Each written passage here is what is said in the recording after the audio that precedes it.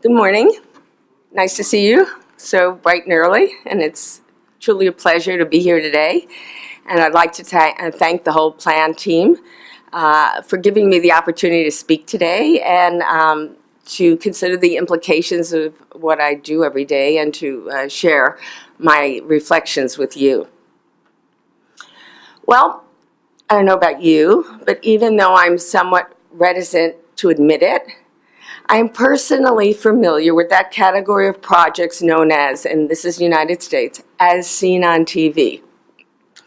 You know the ones that I mean, those self-help products on view in the early hours of the morning on television ads that promise to sell you something to solve all of your problems.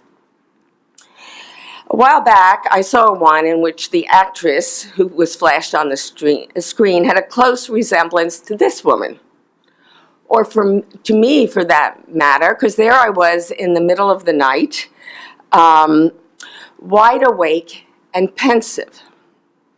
Pensive about what, you may ask? That was the big question. Although my thoughts seemed somewhat obscure at first, I later realized for me there could only be one answer, and that was architecture.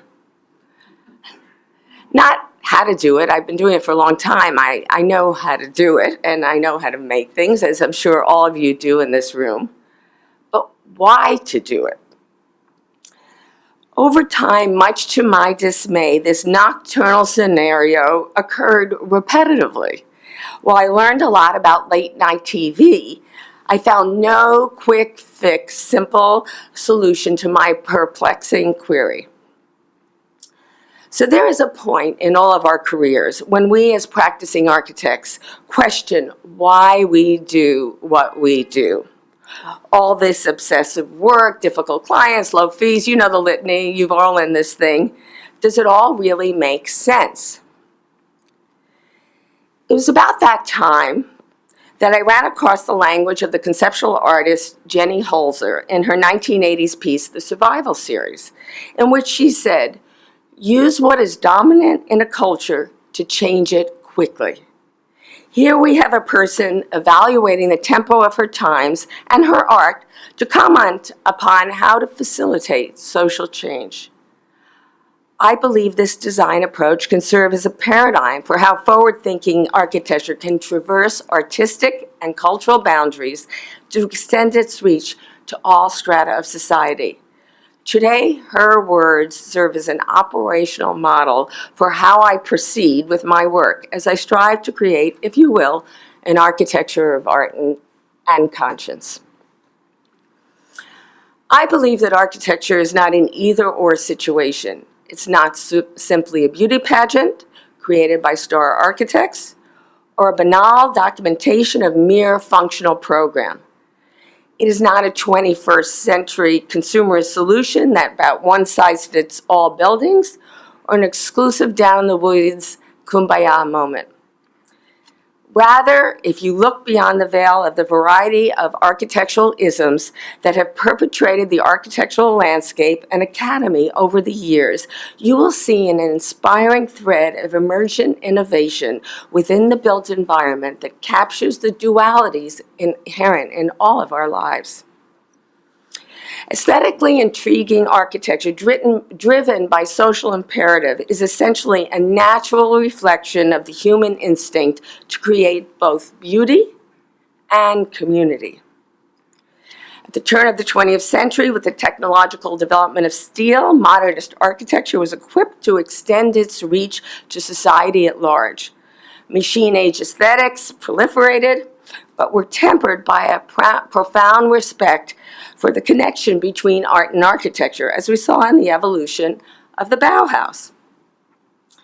A school of thought that emphasized both the fusion of craft, art, and industrial production. When we investigate the architecture of the post-World War II period of the hula hoop, TV dinners, Tupperware, aluminum, you see that the decline of the unilateral fervor of heroic early modernism. Post-war words and work of architects began to engage in a more complex array of societal input, They explored key questions of how to build artful architecture that, one, acknowledged the role of the individual in the context of the collective whole, and two, valued incremental social advances. One such visionary group was Team 10, a loose organization of international architects, which like we have here today, including such notables as Allison and Peter Smithson, Shadrach Woods, a big favorite of mine, did great work in Africa, by the way, Giancarlo De Carlo, and Aldo Van Eyck. After breaking with SIAM, the international platform for early modern architects, founded in 1928, they met regularly to reconceptualize the rigid notions of early modern utopian architecture. They sought a utopia of the present that envisioned an artful architecture of individual and collective identities in the pursuit of incremental societal change. Looking back, I think that it was this notion of creating an aesthetic of a utopia of the present that inspired me to consider the critical potential of architecture, and I started sleeping better at night as well. I entered the field of architecture with a healthy dose of skepticism, particularly even when I started graduate school. I was quite skeptical about why I was even there. You see, my background was in art, more specifically conceptual art, immersed in the thinking of Lucy Lepard. I don't know if any of you have read her work, whose epic tome, The Dematerialization of the Art Object, fueled my thinking. My projects essentially started with landscapes and eventually evolved into large-scale material research projects on the properties of elasticity. I'm not that close to architecture.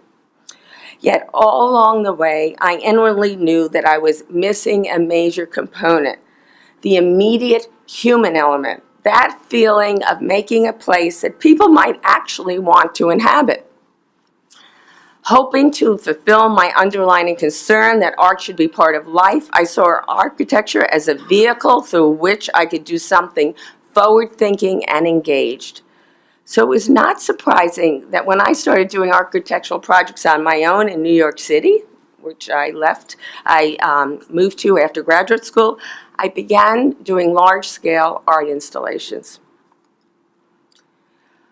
A while back, the developer of the renovation of Grand Central Terminal in New York City asked me if I had any ideas about how to make the path of the New York City commuter a bit more vital during the time-limited period of the renovation of the station. My response to that question turned into a series of light and video installations built over the course of 2 years.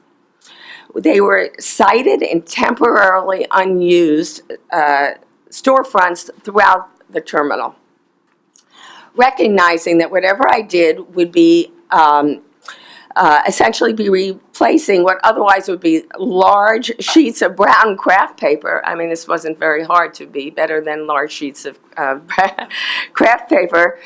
I realized that my interventions had to work with the prevailing culture of the terminal. In other words, they had to be inexpensive, easy to build, and of a high-impact atmospheric luminescence that would intrigue a stream of harried commuters to stop for a momentary intimacy connection with art in the competing, hectic, very hectic urban landscape.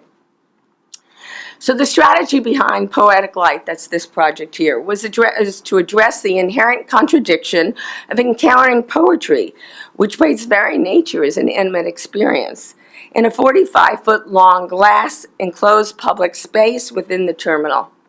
The installation, which was located adjacent to the main concourse of the terminal, was composed of poetic verse, moving through an environment of multicolored planes of light.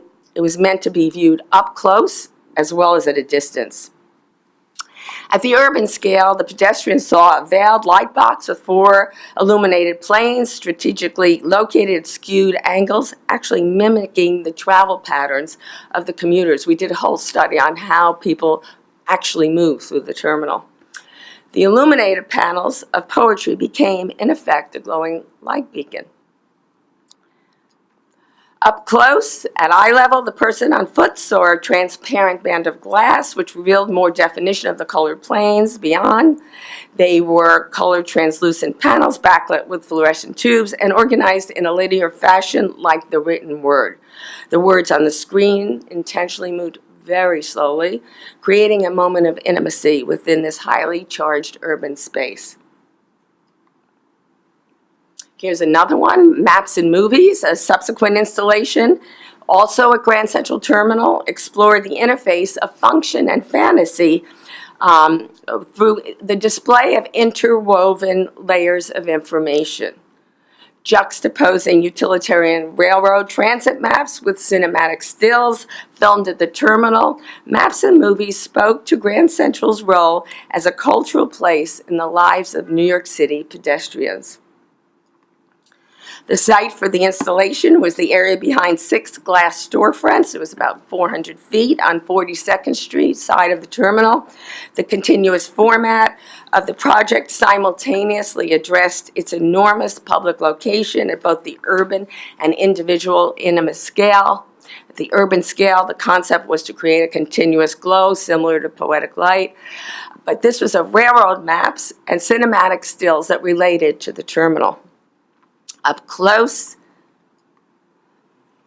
recessed translucent panels, silkscreen with images from movies, and there were some really cool Alfred Hitchcock movies and so forth that we found.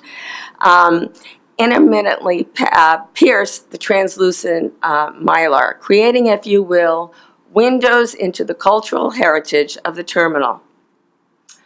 Well, these early projects had a big impact on me, for they fostered my instinct to incorporate my aesthetic impulse into all of our future, more architectural type projects. As I progressed over time, designing projects for both the public and private realm, I began to think about what does this all mean? Again, becoming somewhat obsessed with the what's it all about question that ultimately faces all architects who build. Over time, my critical question then became, what is a legitimate architectural interpretation of a way of life valid for our contemporary world? After considerable soul-searching, I realized that again, that my response is that Jenny Holzer was right on target. We, as architects, have an imperative to understand that what is dominant in our contemporary culture so that we can use our artistic craft to positively impact our communities. In a word, we must use our art to make a social dent. With the advent of the internet, our world has become quite small. It has begun to shrink. So working on projects in remote countries is now a viable and exciting option. I believe the 2 of our recent built projects that we've designed in very different parts of the world, Centro de Artes Nadir Afonso in Boticas, Portugal, which is an art museum and cultural center, and Village Healthworks staff housing in Kagutu, Burundi, that's in Eastern Africa, take advantage of the internet technology to begin to address Jenny Holzer's words. So you can see I'm part renegade, part aesthetic strategist, open and always willing to take on the next complex challenge. Today I consider myself to be somewhat of a global architectural citizen, versed in shepherding global local relationships to create contextually built environments in various parts of the world, also in New York, by the way. Yet while doing this, I am nonetheless always aware that it is our goal to create culturally, aesthetically, and sustainably situated buildings that are a result of close, local, global collaboration. This was particularly true in Boticas, where we designed and built Centro de Artes Nadir Afonso, a 20,000 square foot single artist museum to honor one of Portugal's most beloved native sons, the artist Nadir Afonso, who unfortunately passed away in his 90s quite recently. There is no question that this project would be situated in its milieu, for over half the building was literally embedded in its site to form a green roof park.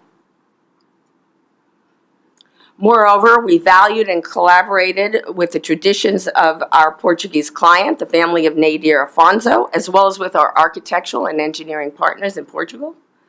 We consistently shared a common vision for the outcome of the built museum despite the physical distance between us, and consequently collaborated as a team to design a building that would be viable and buildable in a challenging economic environment.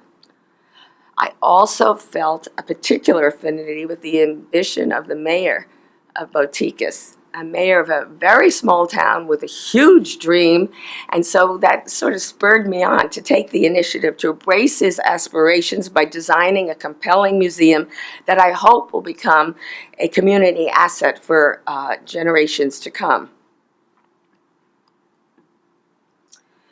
And that's a large picture within the entry space of Nadir Afonso. As well as paying homage to the artist who formerly practiced architecture with Le Corbusier and Oscar Niemeyer, the museum fuses a very light, lucid contemporary feel with rich materiality and sustainability of Portuguese white concrete.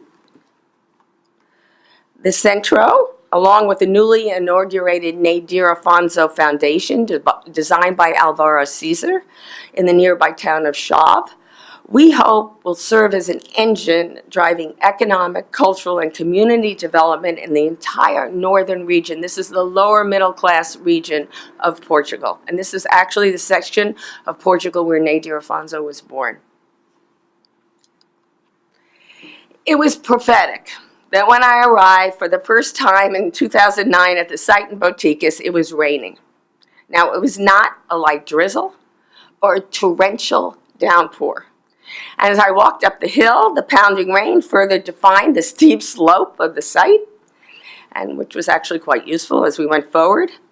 And as maybe the rain was a reflection of the macro global issues looming, not only affecting Boticas, but also much of Europe and the entire world. This small medieval village in the sleepy northern section of the country would soon be on the brink of a bleak economic crisis. And that's what the locals commonly referred to it as, the crisis. Yes, maybe enduring the rain was a sign of the challenges that lay ahead, or alternatively, maybe the experience could provide a source of inspiration for how to tackle and help transform the prevailing complex situation into a robust design with a generosity of spirit. So that's exactly what we did. For this site visit reinforced what I had realized early on in the design process and propelled us to take the initiative to expand the program of the museum. Merging architecture and landscape, we initiated the idea to craft a civic presence for the museum, using it as a vehicle to link an emerging urban center with its pastoral environs. Given the proximity of the site to the newly constructed City Hall located directly across the street, this was built a year before we showed up, it was clear that it would have been a missed opportunity not to consider the design of the museum as a critical cultural piece within its urban and regional context. Our goal was to cultivate the core of what might become an emerging cultural region while simultaneously developing a democratic, civic space for the local Boticas community. Museums are cultural institutions that amplify their relevance when tied to the enhancement of the public realm. That said, we would have been remiss not to see the design of the museum in its broadest potential context. Our role was, among other things, to expand its impacts beyond the walls of the building. Our hope was to create a platform to transform the lives of the citizens of Boticas, and it's actually happening. It's quite remarkable when you go there and see what's going on. So that's exactly what we did.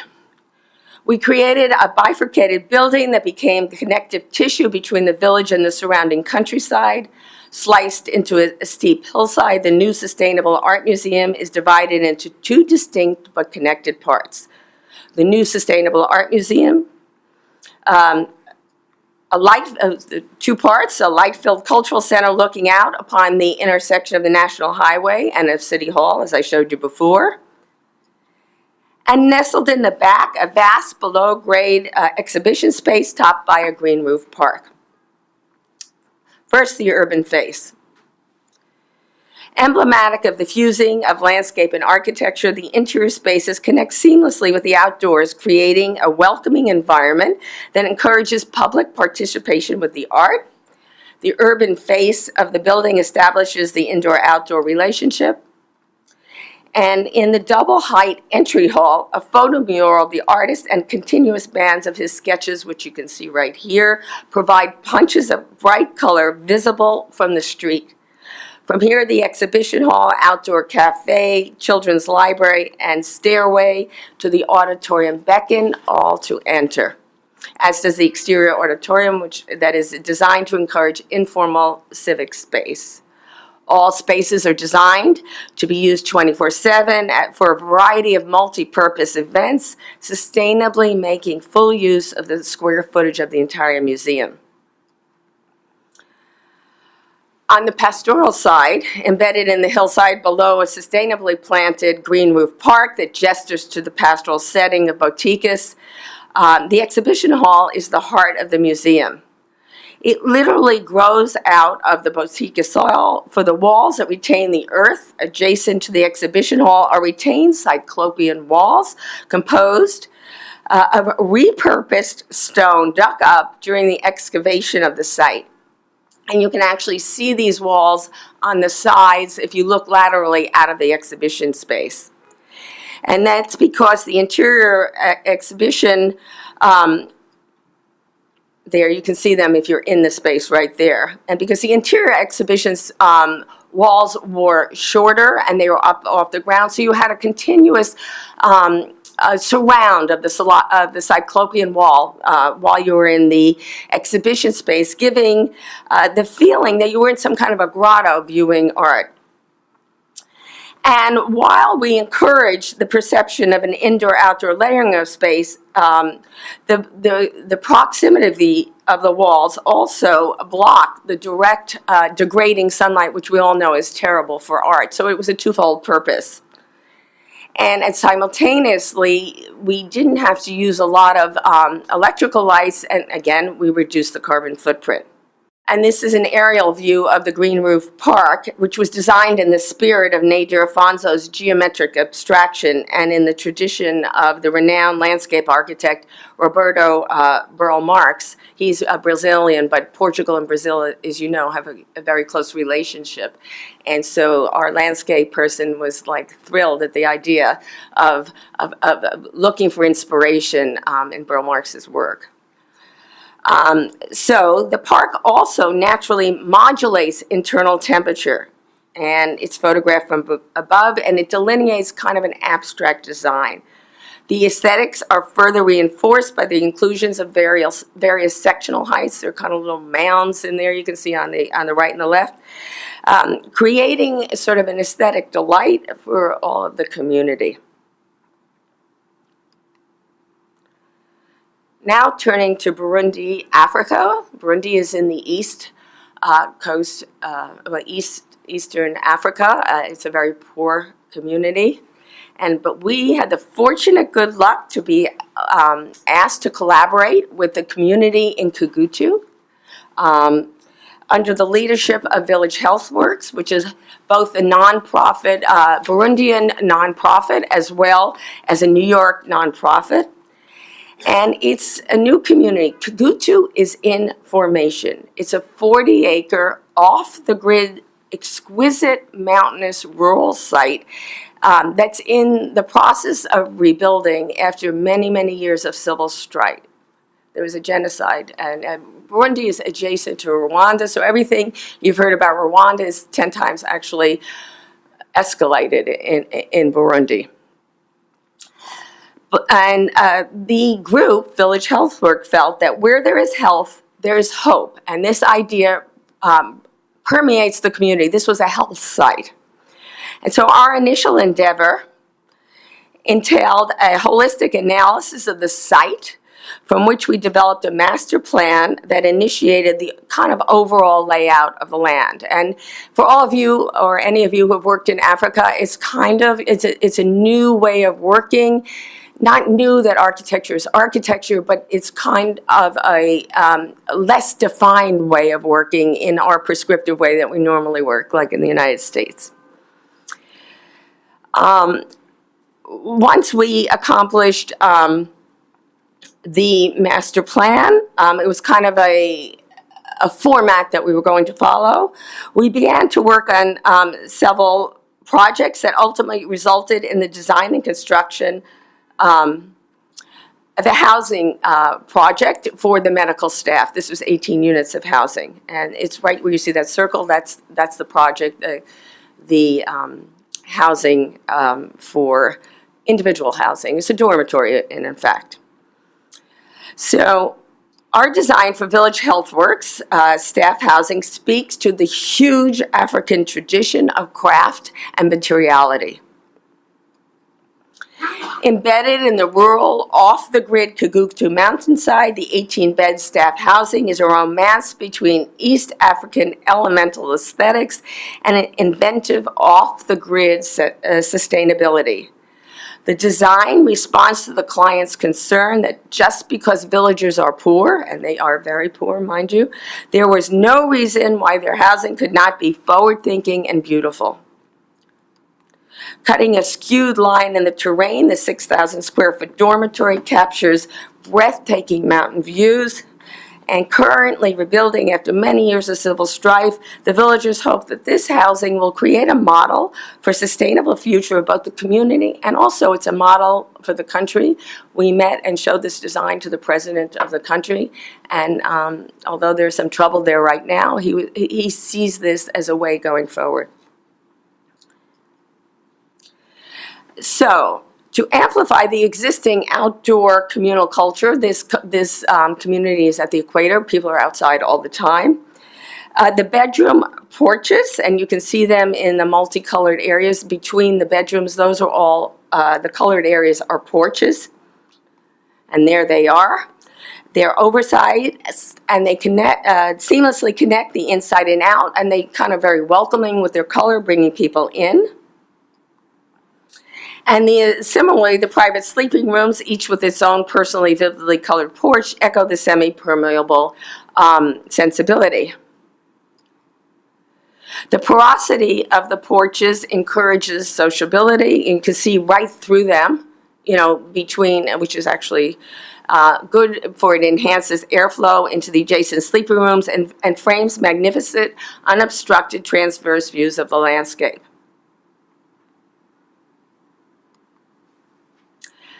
The same elemental design moves that establish its aesthetics will also advance its sustainability. Since Kigutu is 100% off the municipal grid, a nearby solar array and a local solar water heaters, which you can see in the front of this nighttime shot, exclusively power the housing. So there's no lead goal, there's no lead, it's just do it, do it and make it work on just solar power. So due to the lack of repair services, there are minimal repair services in this remote space, all sustainable efforts are purposefully very low tech, sited partially below grade. The location of the building both reduced excavation costs and takes advantage of the Earth's natural insulation for temperature control, and eliminating the need for air conditioning because there's no power for air conditioning. The personal porches and location of windows optimize the use of natural daylight and the stack effect to create three-sided natural ventilation. And the extended roof overhangs provide solar protection to optimize, as I said, natural ventilation, and French drains distribute runoff rainwater. But the greatest efficiency is actually the human efficiency here. For the villagers using local bricks, manually built this housing. We had some people brought over from the United States, but the workforce was the Burundians from Kigutu. And so it was all manual, eliminating the need for fuel-consuming machines, and definitely created transferable job skills for members of the entire Kikutu community. So it was kind of great because these people walked away as plumbers, electricians. They learned the skills, they went forward, and it was sort of a new life for a lot of the people. So our participation in this project involved a reciprocal exchange of information with local villagers. Here you see me on the right at the local stone quarry. We were selecting stone with the members of the construction crew. And this is a good example of how we spent time learning the subtleties of local lifestyles and incorporated and amplified this input in every step of our design. We understand the need for a design that augmented indoor-outdoor daily life patterns of people living near the equator, and consequently learned that we needed to build a permeable building. We studied Burundian masonry building techniques composed of structural concrete columns and beams with local handmade brick infill, with the exception of strengthening the structure to meet, the required weight loads. We actually did kind of all the numbers here with our engineers. We incorporated this approach into our design, creating simple-to-read structural diagrams, and that's how we worked. We did regular architectural drawings, but we also did 52 diagrams, which became like cookbook. This is how you build the building. And here you see one example of it. So when we had our Skype calls every day, we basically could refer to drawing number 42, and on there, and they were all three-dimensional. We also, though, did upgrade the structure because this Kikutu is in a seismic zone. These are just a few of the numerous examples of the local global collaboration that became the cornerstone of the project. We listened to the needs of our clients and designed a building that we hope more than accommodated them. So over the past 30 years, one great equalizer has been the digital revolution, where exchange of information and technology, particularly about sustainability, has further amplified the democratization of design. Our work in Portugal and Burundi are results of this evolution. Never could have been done with a small office like ours a while back. The world of architecture did not change abruptly. Rather, it gradually progressed as people began to understand its value, I think, in the public realm. And I truly believe that creating architecture that is ethically, aesthetically, and environmentally situated has evolved to establish its place in our collective agenda.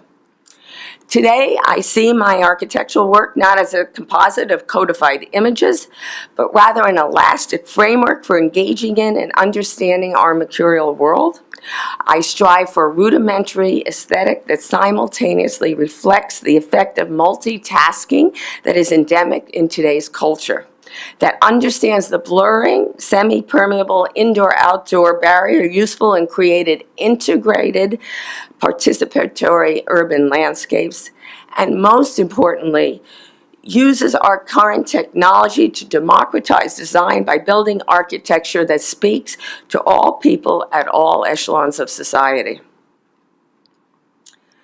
Architecture is, in fact, always changing. When seen in its broadest perspective, it is a dynamic discourse and ongoing conversation with our evolving culture, capable of celebrating ambiguity and tension.